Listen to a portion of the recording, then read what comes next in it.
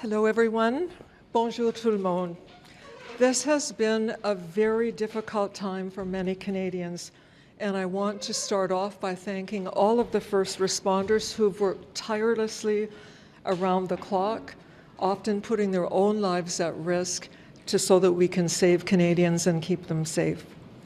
Our government is in constant contact with our provincial counterparts to stay updated as the situation evolves across the country and to provide support where it's requested.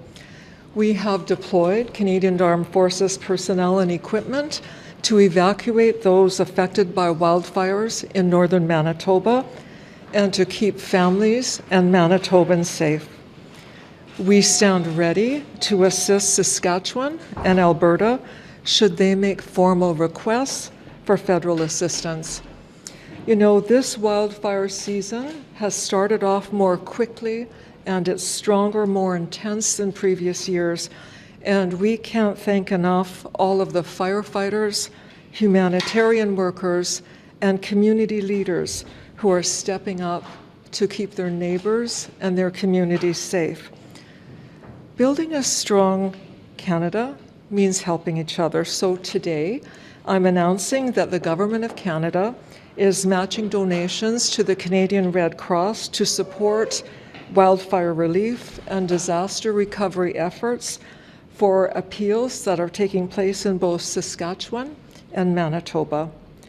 J'annonce aujourd'hui que le gouvernement du Canada tiendra deux initiatives de jumelage de dons avec la Croix-Rouge canadienne pour soutenir les efforts de secours en Saskatchewan et au Manitoba dû aux feux de forêt.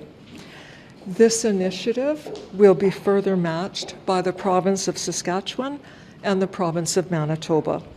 I thank my counterparts and also Premier Moe and Premier Canoe for their partnership on this.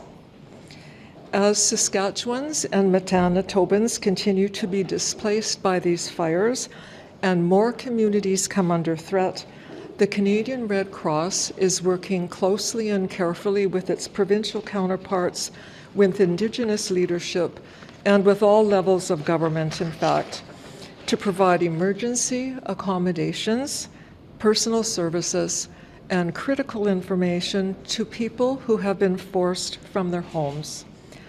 Alors que les Saskatchewanais et les Manitobains continuent d'être déplacés par des incendies, et que de plus en plus des communautés sont menacées, la Croix-Rouge canadienne travaille en étroite collaboration avec les dirigeants autochtones et tous les niveaux de gouvernement pour fournir des hébergements d'urgence, des services personnels et des informations essentielles aux personnes qui ont été forcées de quitter leur foyer.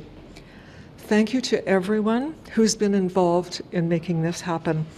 Let's continue to be there for each other in these difficult times, and I'm happy to take a couple of questions with respect to the fires or today's announcement. Merci.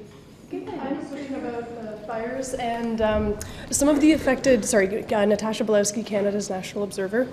Some of the affected First Nations are saying that firefighter certifications are, very strict, and that this might be creating some barriers to them being able to respond more nimbly to the fires.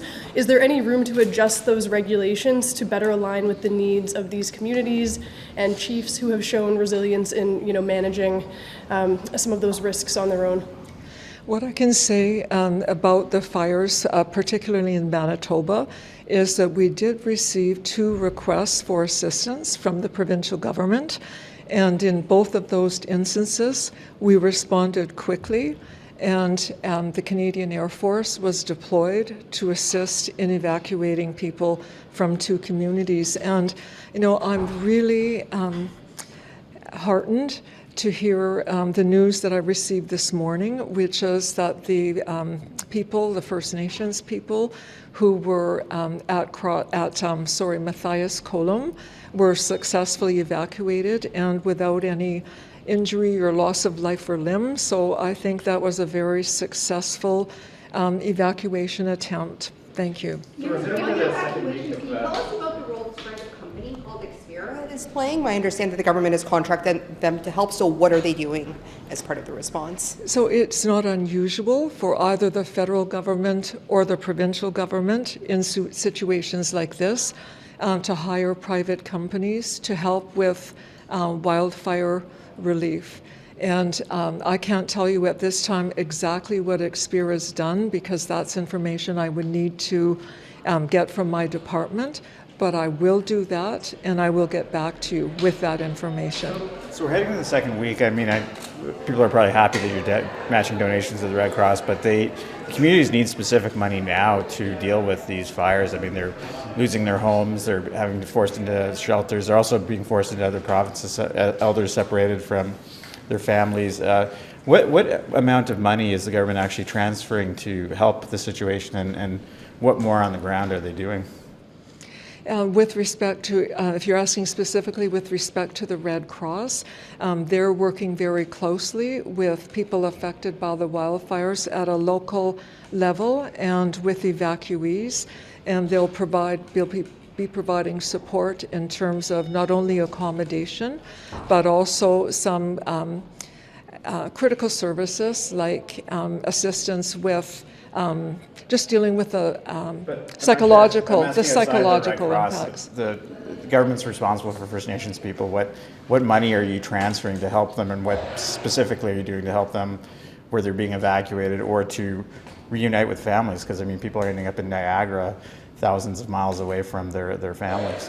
So with respect to the Red Cross initiative, every dollar that's contributed to the Red Cross will be matched dollar for dollar, firstly by the provincial government and by the Government of Canada as well. So each dollar raised will contribute $3 to the relief effort, and it will be up to the Red Cross. That doesn't sound like much of a commitment, though. That's just a donation. I mean, the government's responsible for people up there. They need the help now.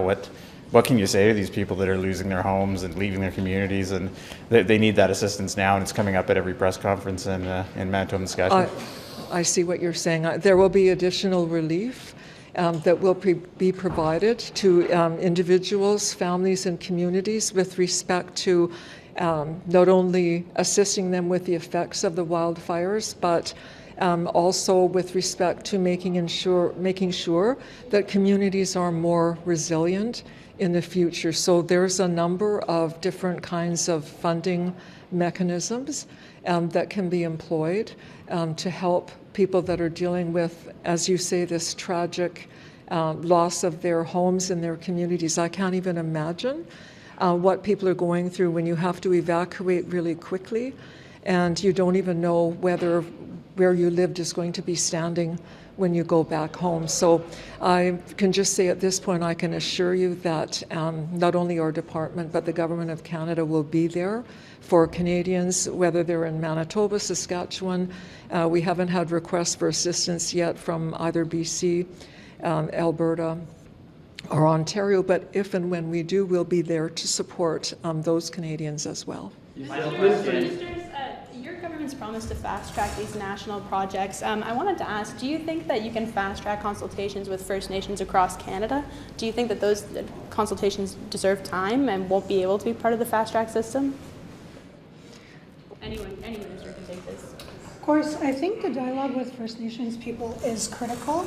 We heard this morning, that this is a critical conversation. We heard this morning reaffirmed by the Prime Minister the importance of focusing on the selection process, of inclusion of First Nations in that dialogue, of making sure that the conditions and understanding of what the project is and how it contributes to the well-being of First Nations in their territory is the critical part of the dialogue for this to move forward.